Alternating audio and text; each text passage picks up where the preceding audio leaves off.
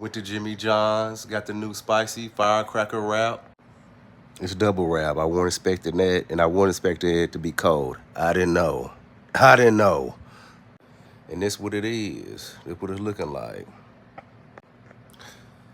Let's take a bite. I like spicy food, but I don't even think it's gonna be spicy. Let's go.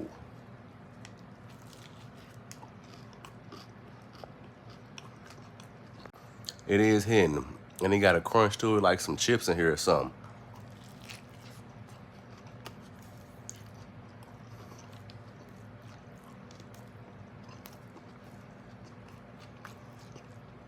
It's real right.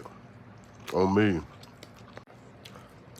I will most definitely get it again to win. 7 out of 10.